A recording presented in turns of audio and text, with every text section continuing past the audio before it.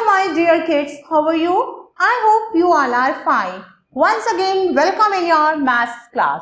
We are learning Learn and Solve Maths Class 1 by Children's Voice.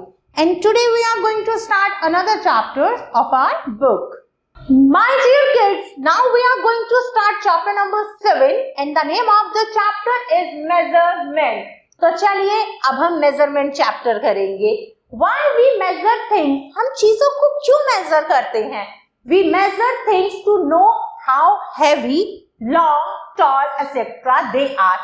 कोई भी चीज कितनी भारी है, कितनी लंबी है, कितनी बड़ी है, इस चीज को देखने के लिए हम चीजों को मेजर करते हैं, नापते हैं. There are different way to measuring things. चीजों को मेजर करने का अलग अलग तरीका होता है. Let us learn about some of them. चलिए कुछ के बारे में अब हम पढ़ेंगे. Circle the biggest object and cross the smallest object. अब 3 ऑब्जेक्ट्स बने हुए हैं. जो सबसे बड़ा ऑब्जेक्ट है उसको सर्कल करना है, जो सबसे छोटा है उसे क्रॉस करना है. तो तीनों ऑब्जेक्ट में सबसे बड़ा है टेबल और सबसे छोटा है ball. Now measurement of length. किसी भी लेंथ को कैसे मेजर करते हैं?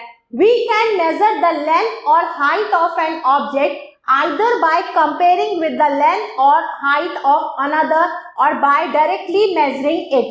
किसी भी चीज की लेंथ को नापने के लिए या तो हम उससे बड़ी या उसके बराबर की दूसरी चीज से उसे नापते हैं या फिर हम दूसरा तरीका अपनाते हैं. वो दूसरा तरीका है हम अपने बॉडी पार्ट से मेजर करते हैं, like fingers, hand span, foot, cubic और पेस से, कि कोई चीज कितने फुट लंबी है. हम देखते हैं ना कि ये तो हमारे 5 हाथों जितनी लंबी है या हमारे 1 हाथ जितनी लंबी है. Arbitrary unit for measuring length. We can also measure the length of an object either by comparing with the length of other object or by directly measuring it. We can use objects. हम pins, paper clip, pen, pencil, इन सब चीजों से भी दूसरे objects की length को नापते हैं. These are called arbitrary unit for measuring length. Let's understand by the following example. अब एक टूथब्रश है, हमें इसे नापना है, तो हमने इसे एक पिन से नापा. तो ये टूथब्रश कितने पिन जितना लंबा है? 7 पिन का. 1 2 3 4 5 6 7 7 पिन के बराबर है एक टूथब्रश की length. Now check your skills 1. Check and fill in the blanks. अब हमें चेक करना है और fill in the blanks करनी है.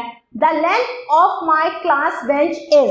जो आपकी क्लास की बेंच है आपको हैंड स्पैन से नापना है कि वो कितनी लंबी है. The length of my classroom is dash foot span. कितने फुट स्पैन जितनी लंबी है आपकी क्लासरूम की लेंथ. तो ये दोनों चीजें आप मेजर करेंगे और यहाँ पर लिखेंगे. Now move to question number 2. How long are these objects? ये ऑब्जेक्ट्स कितने लंबे हैं? तो एक टूथब्रश 1 2 3 4 5 6 अबाउट 6 पेपर क्लिप जितना है. दूसरा टूथब्रश 5 इरेजर जितना है. तीसरा 3 क्रेयॉन्स के बराबर है और ये रूलर कितने बराबर है? 6 शार्पनर्स के बराबर लंबा है. नाउ मेजरमेंट ऑफ वेट, मतलब भार को कैसे नापते हैं? We measure the weight of object using a balance in a weighting balance. एक किससे? तराजू से नापते हैं किसी भी चीज के बैलेंस को या वेट को. The object are placed on the pans. इन पैंस पर ऑब्जेक्ट्स को रखा जाता है.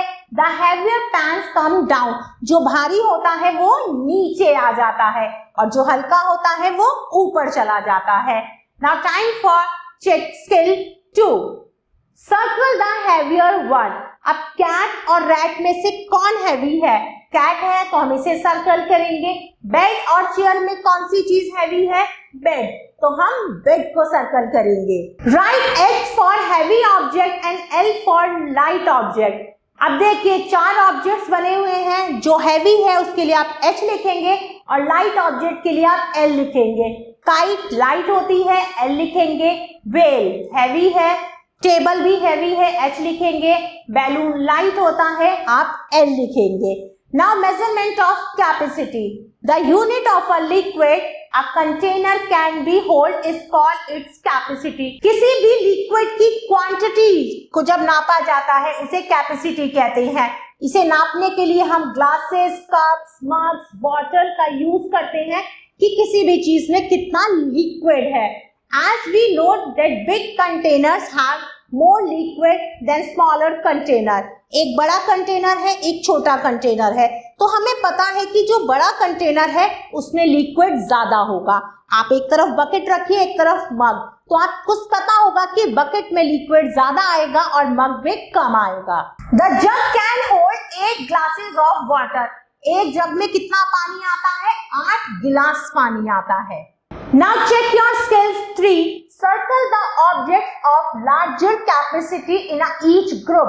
अब 2 ग्रुप बने हुए हैं, इसमें जो लार्जेस्ट कैपेसिटी वाला ऑब्जेक्ट है आपको उसे सर्कल करना है। तो ये वाली बॉटल में ज्यादा आएगा पानी और जग में ज्यादा आएगा। Now question number 2. If jug hold 3 cups, अगर एक जग में 3 कप्स पानी आता है या कोई भी लिक्विड आता है, color how many cups will fill these jugs.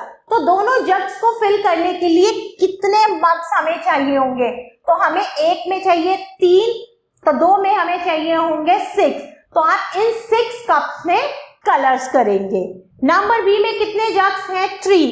तो एक में 3 कप्स आते हैं, तो 3 में आएंगे 9 कप्स। 1 2 3 4 5 6 7 8 9। तो आप इन 9 कप्स में कलर करेंगे। Dear kids, I hope you like this video. Thanks for watching this video. Take care. Bye-bye.